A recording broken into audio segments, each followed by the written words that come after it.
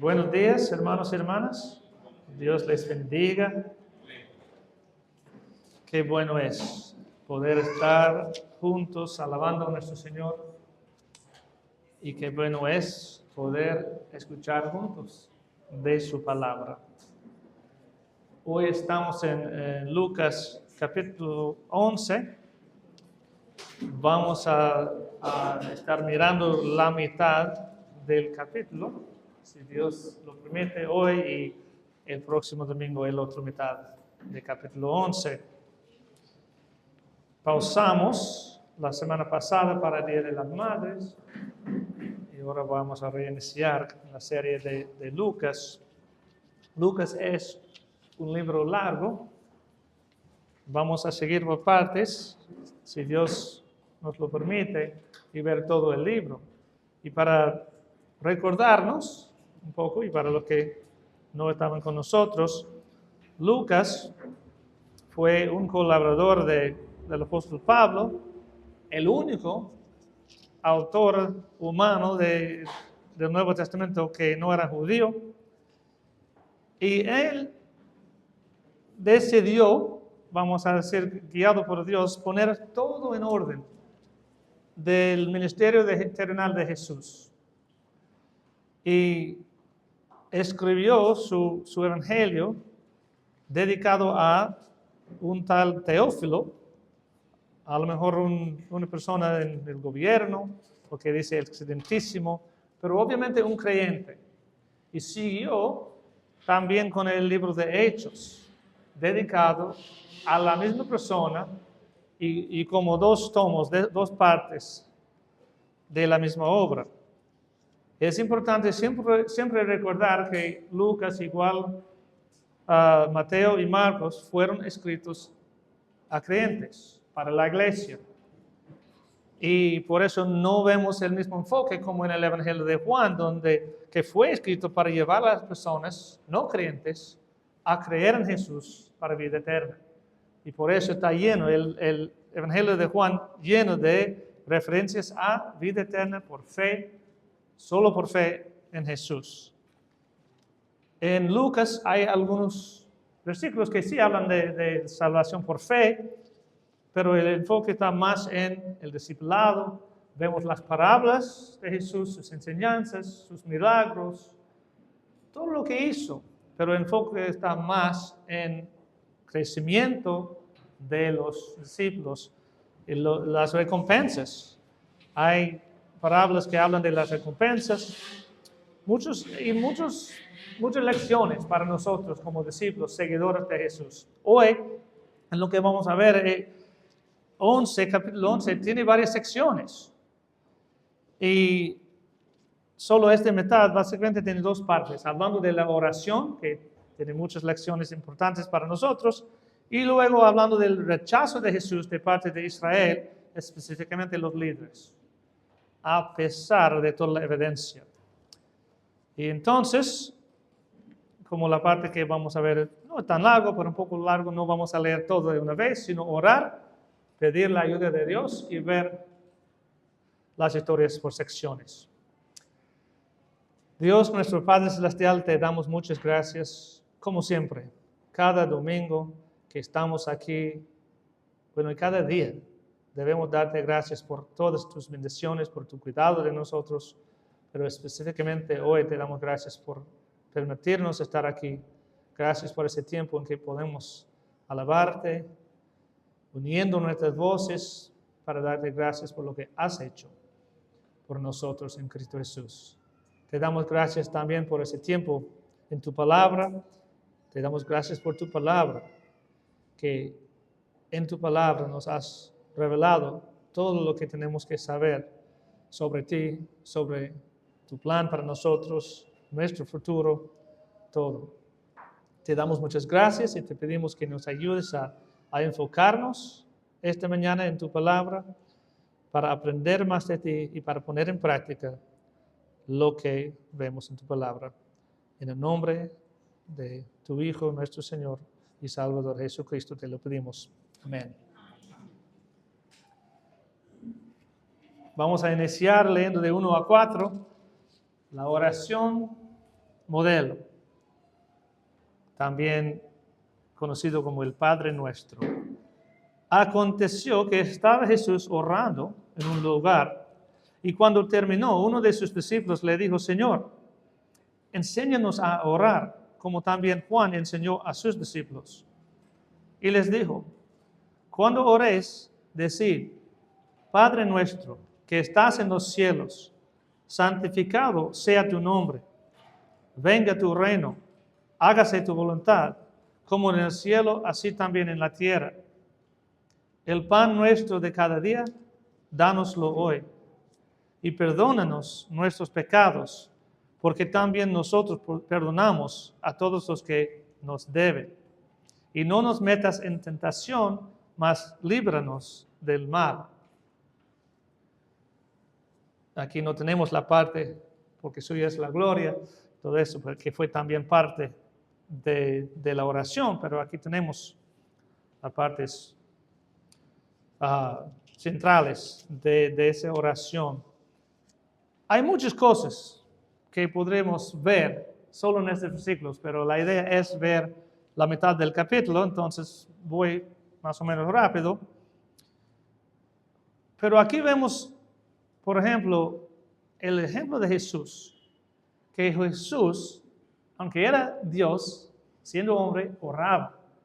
Era una prioridad para él pasar tiempo orando, y los discípulos miraron su ejemplo y vinieron a él, y uno dijo: enséñanos a orar. Y entonces Jesús enseñó a ellos un modelo, les dio un modelo de oración que a menudo se llama el Padre Nuestro, porque así empieza.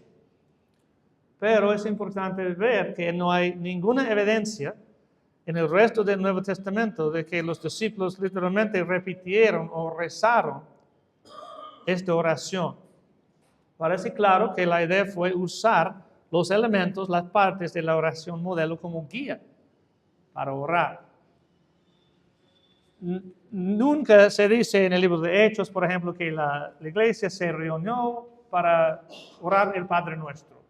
Nunca se dice en una epístola: recuerden el Padre Nuestro, o que yo repito el Padre Nuestro para ustedes. Hay muchos ejemplos de oraciones en el Nuevo Testamento, pero nunca hay evidencia de que literalmente repitieron esa palabra, que nos dice que lo que entendieron era que era un modelo.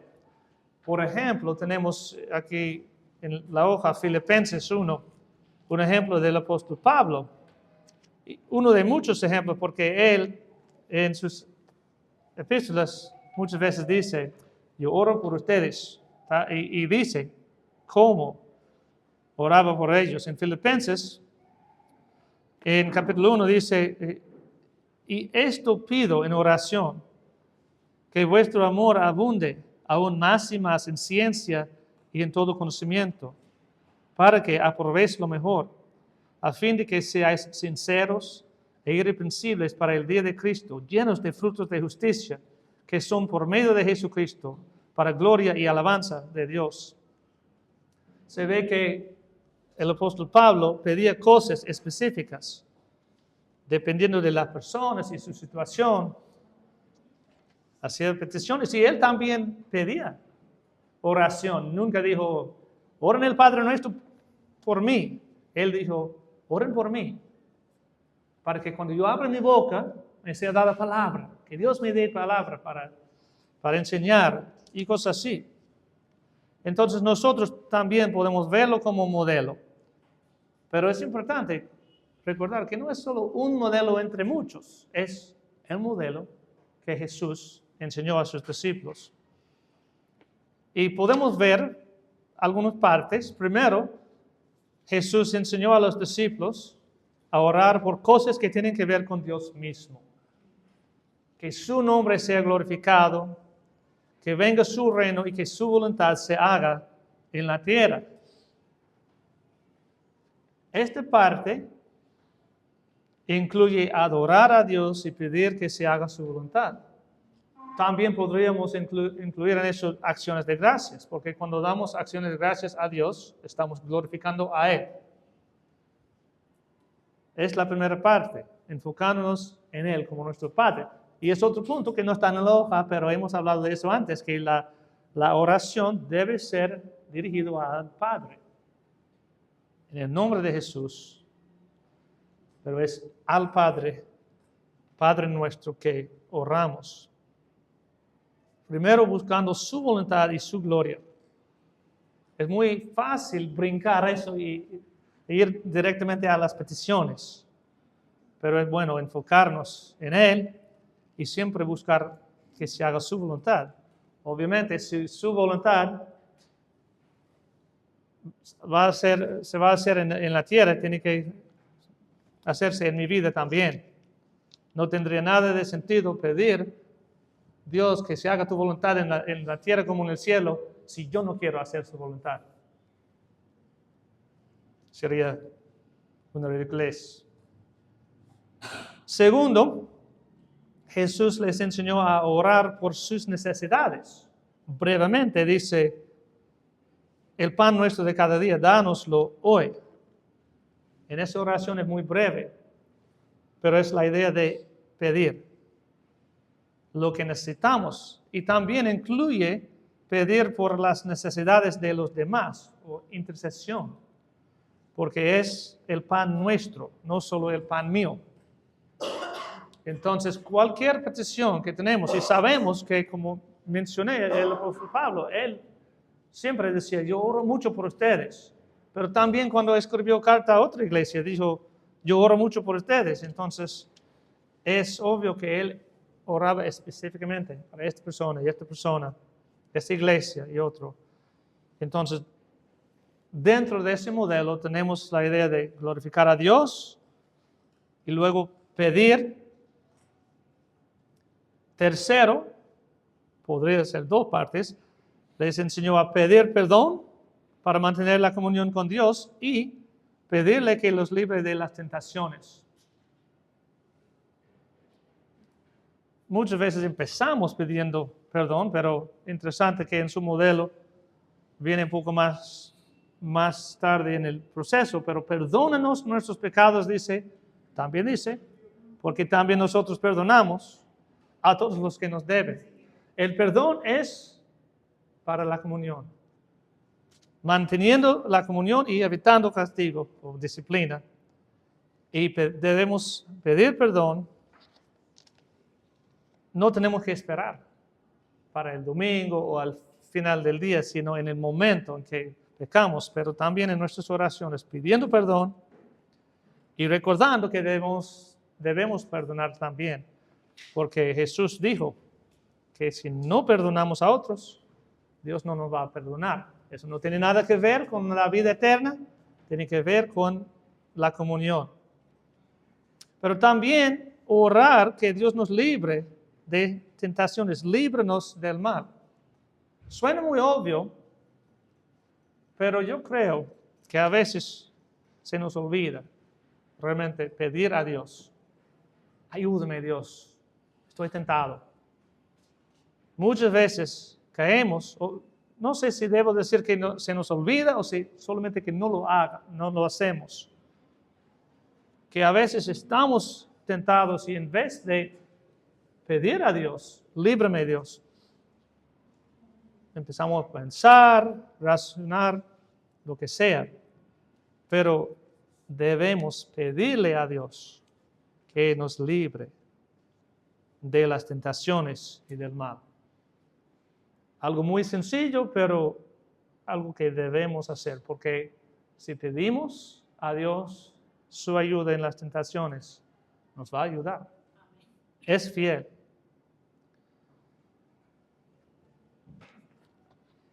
Vamos a ver muchos modelos o patrones que podemos seguir en la oración, pero nunca vamos a mejorar lo que el Señor Jesús mismo enseñó. Y luego Él sigue hablando de la oración. Podemos ver la importancia de la persistencia en la oración. De 5 a 10.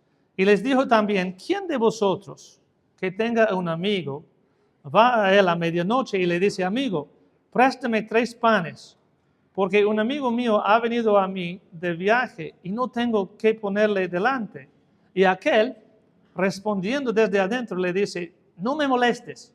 La puerta ya está cerrada y mis niños están conmigo en cama. No puedo levantarme y dártelos.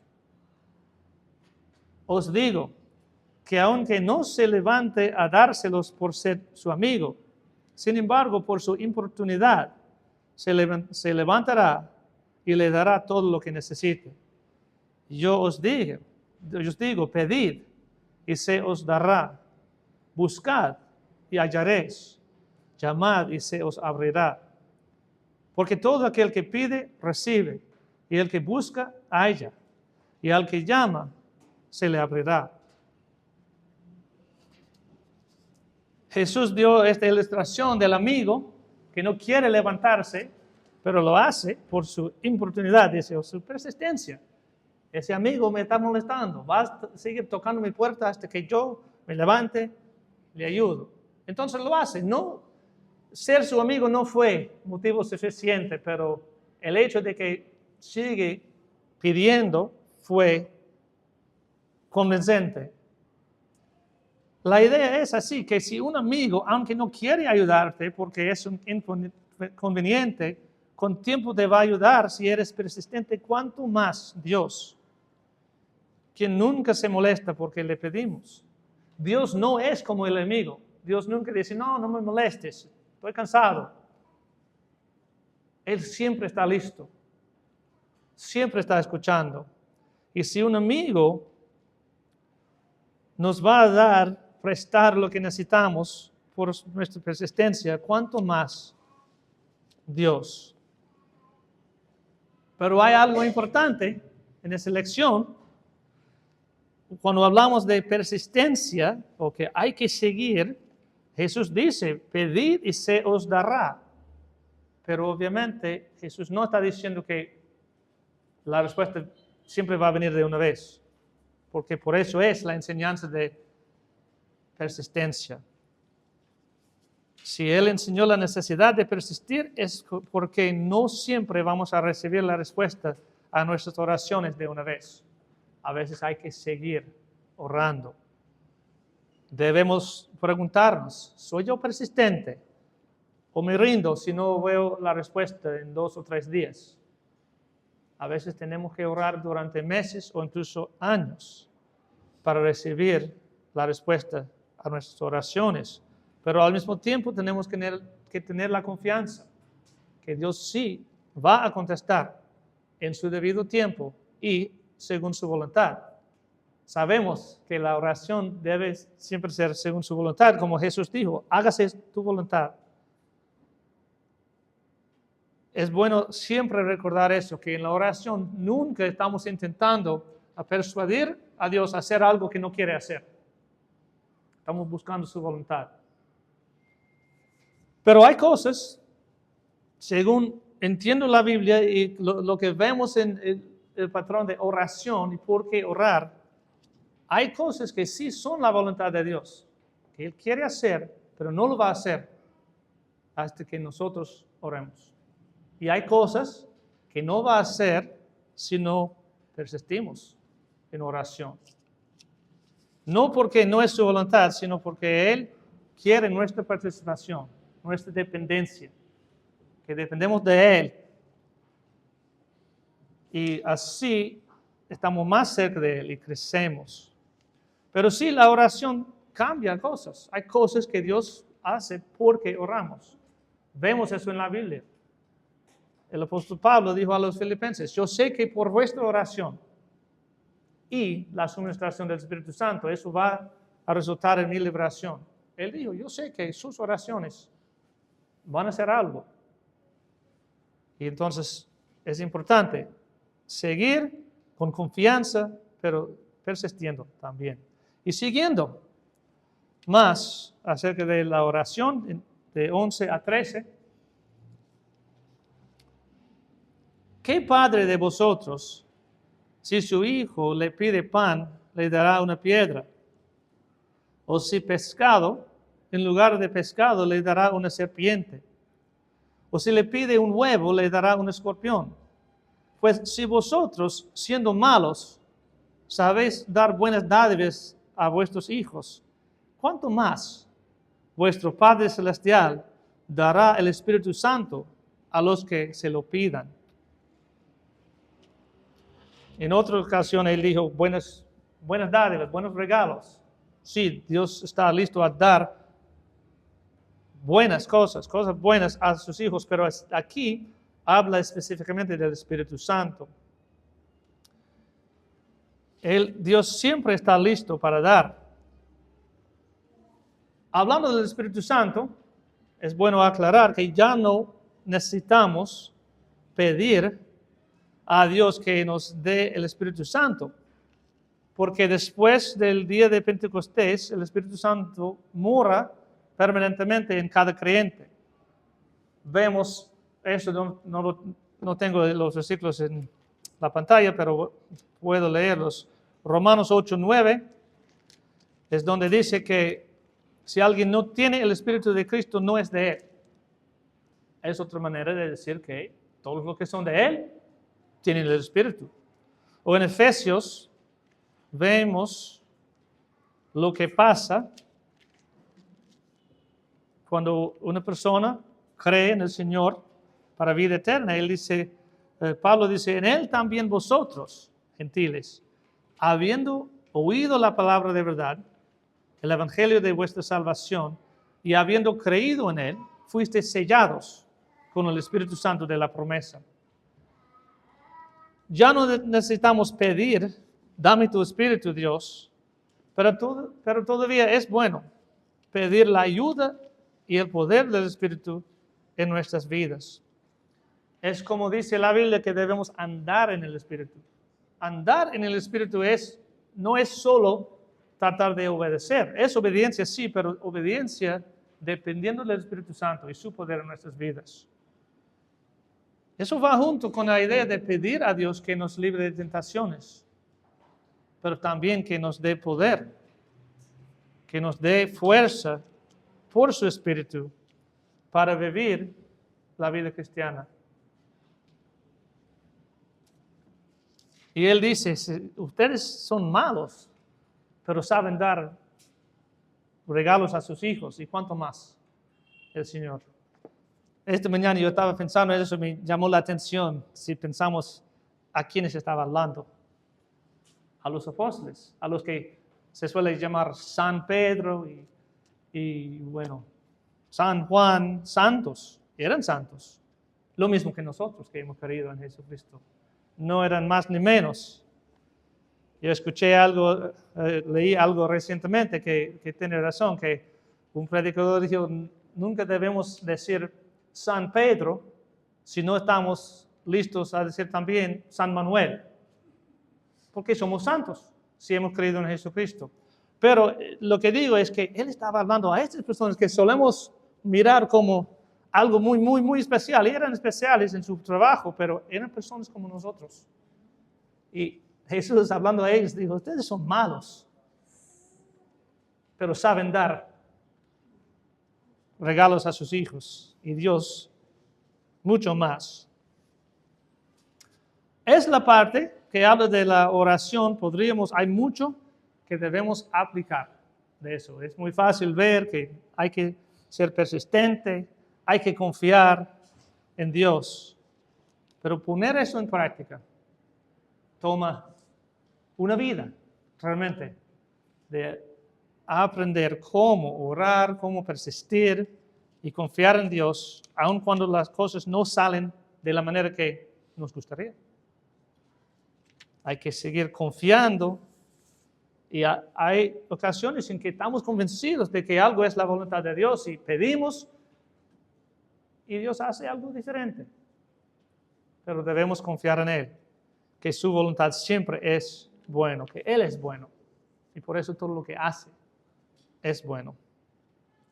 Luego tenemos otra sección del capítulo donde acusan a Jesús de usar el poder de Satanás. Vamos a leer de 14 a 23.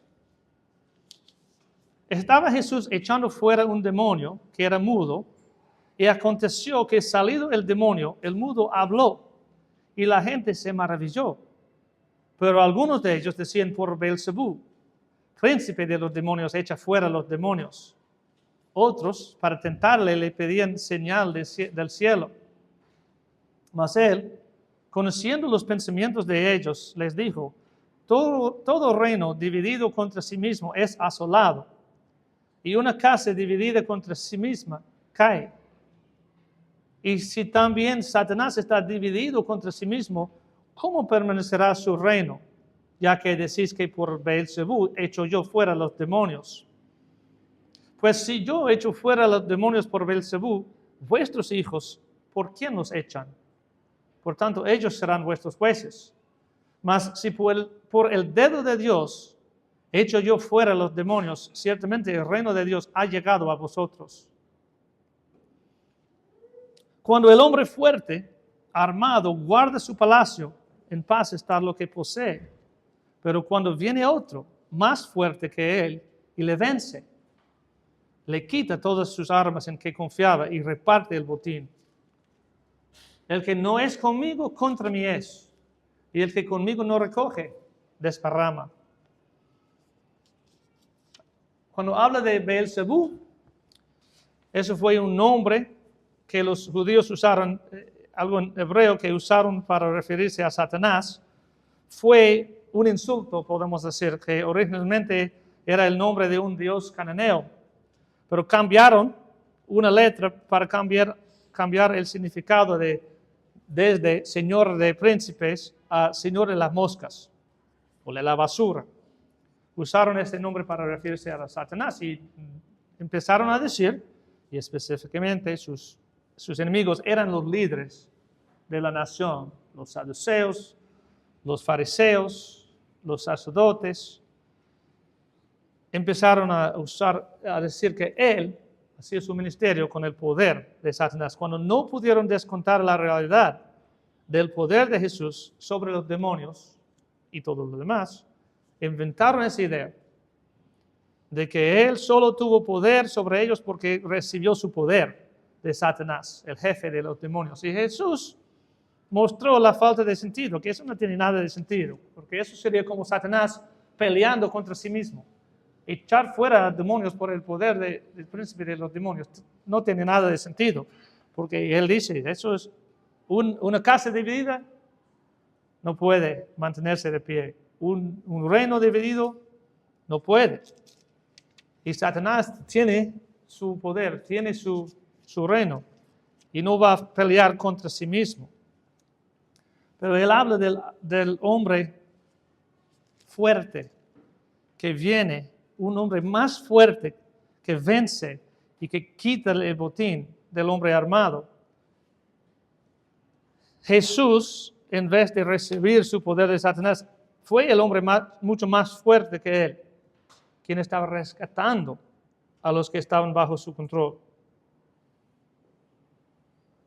Y al final él dice que no hay terreno en el medio, no hay territorio en el medio.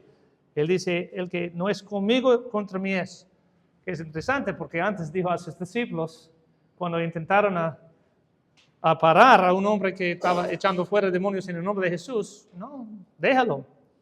El que no está contra nosotros, por nosotros es. Pero aquí hablando a sus enemigos que estaban en su contra, dijo, se están poniendo contra mí. Y es un lugar peligroso.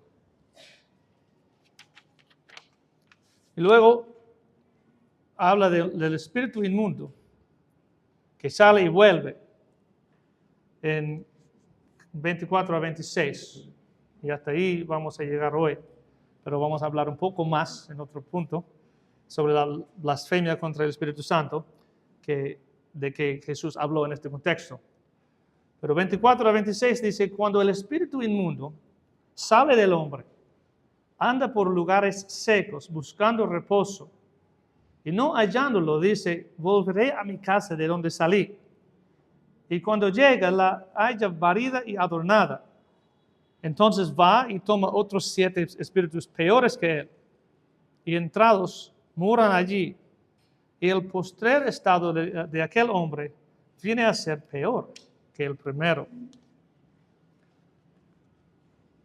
Lo que él dijo acerca de ese demonio que sale pero vuelve con otros 7 peores, podría referirse a lo que pasa a una persona, pasará a una persona de quien el Señor echó fuera un demonio, pero la persona no creó en él.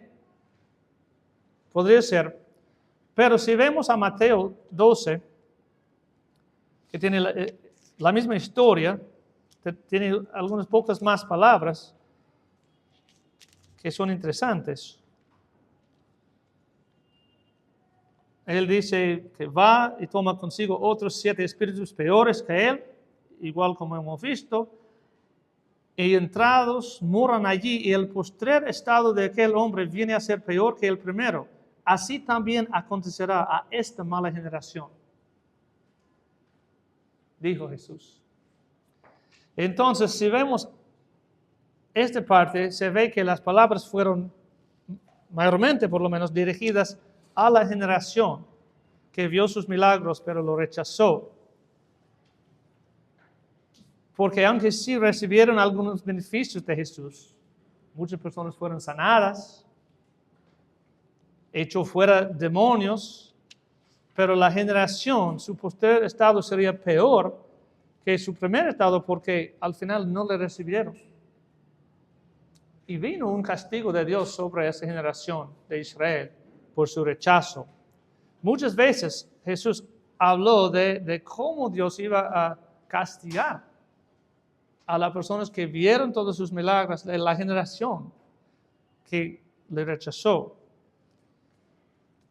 Y eso sigue incluso en el libro de Hechos, que Pedro se para y dice, sálvense de esa mala generación, porque venía un castigo. Y eso tiene que ver también con la última parte, una nota sobre la blasfemia contra el Espíritu Santo. Aunque no está mencionado aquí en Lucas, sí está mencionado en Lucas, pero más tarde, en capítulo 12, pero no lo menciona aquí en esta historia, pero esta enseñanza de Jesús fue dada primera vez en esta misma ocasión. Se ve en Mateo que en esta ocasión Jesús habló de la blasfemia contra el Espíritu Santo. Y esta enseñanza ha dado lugar a muchas dudas, entonces sería bueno, aunque no está en Lucas 11, hablar de la blasfemia contra el Espíritu Santo ahora, porque muchas personas tienen preguntas. Quizás es una de las preguntas más comunes en una conferencia o en una clase, que muchas personas tienen dudas, pero ¿qué pasa? ¿Qué es la blasfemia contra el Espíritu Santo? ¿Qué es este pecado que no tiene perdón? Y muchas personas tienen temor. ¿Y qué pasa si haya cometido ese pecado? O incluso hay personas que lo usan. Por ejemplo, una persona que dice que está profetizando por el Espíritu Santo, y si tú dices, no, yo no creo eso, podría decir, cuidado, si cometes blasfemia contra el Espíritu Santo, nunca serás perdonado. Y da miedo a las personas. Vamos a ver lo que dice Mateo 12, en el mismo contexto, 31-32.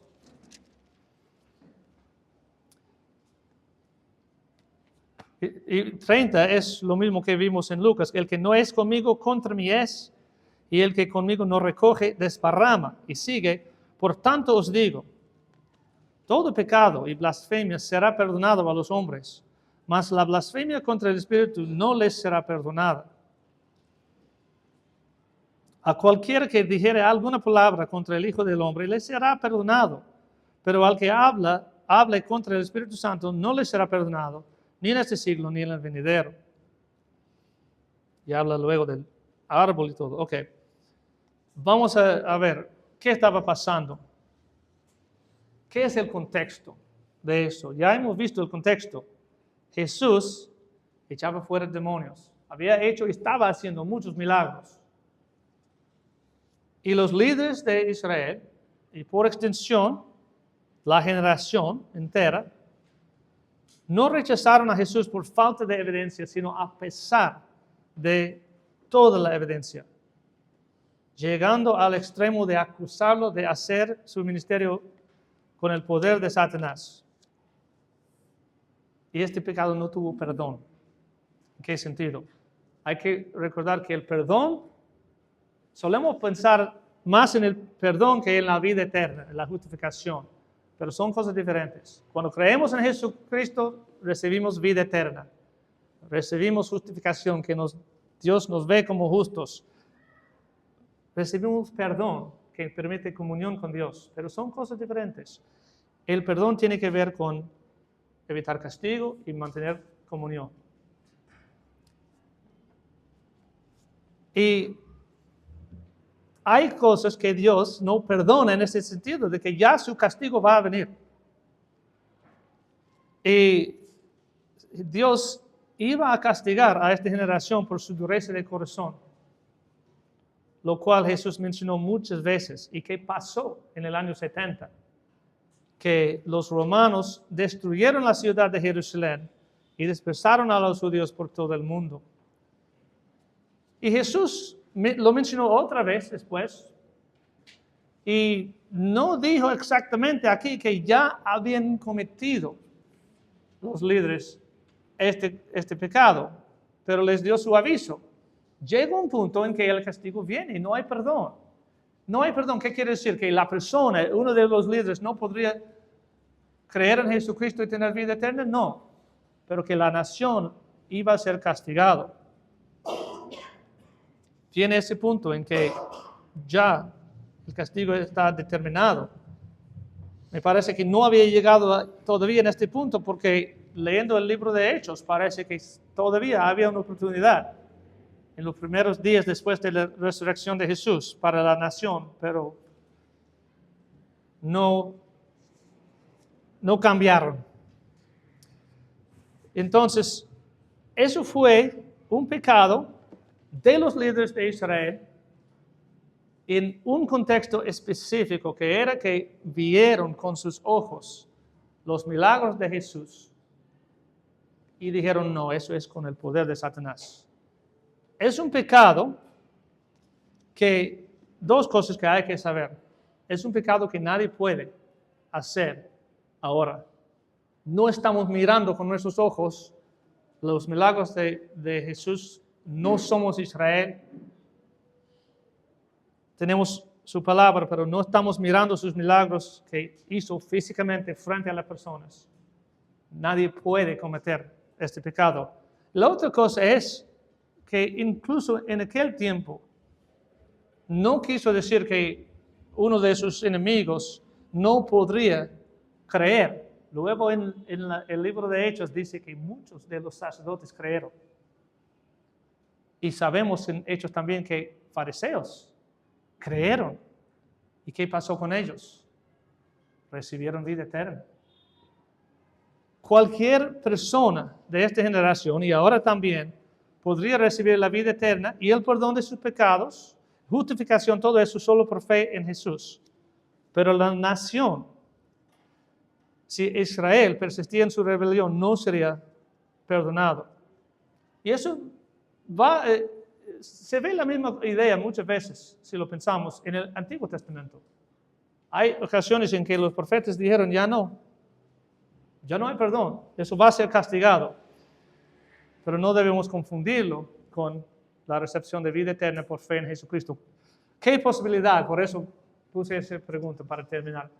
Hablando de la blasfemia del Espíritu, espero que sea más claro que los líderes de Israel estaban en el proceso de cometer un pecado que tendría que ser castigado. Pero, ¿qué posibilidad existe hoy en día? O antes, pero hoy en día vamos a decir, que una persona sea excluida de la oferta de recibir vida eterna por fe en Jesús? Ninguna posibilidad. Es el temor que algunas personas tienen de que quizás si yo haya hecho eso, que yo podría creer, pero Dios no me recibe. No existe ninguna posibilidad de que cuando Jesús dijo, el que cree en mí tiene vida eterna, que eso no se aplica a una persona. La blasfemia contra el Espíritu Santo fue algo muy serio, pero algo muy específico en aquel tiempo, y tuvo su castigo. Y ahora, gracias a Dios, en aquel tiempo y ahora tenemos muy claro en la Biblia, cualquier persona puede ser salva, creyendo en Jesús, quien murió por él y resucitó y ofrece vida eterna gratis, solo por fe en él, no por obras. Hay muchas cosas más en la primera parte de que podemos aplicar pensando en la oración y cómo debemos tener una prioridad, poner como prioridad la oración, seguir persistiendo, muchas cosas que son fáciles de leer, un poco difíciles de practicar en la vida, pero que Dios nos ayude. Vamos a orar y pedir su ayuda. Dios, te damos gracias por tu palabra, te damos gracias por este tiempo que nos has permitido. Ayúdanos a ser más como Jesús, quien siendo Dios, pero siendo también hombre, oraba y enseñó a sus discípulos a orar y a persistir en oración. Ayúdanos a siempre acercarnos más a ti y buscar tu voluntad en nuestras vidas y en las vidas de los demás. Lo pedimos en el nombre de Jesús. Amén.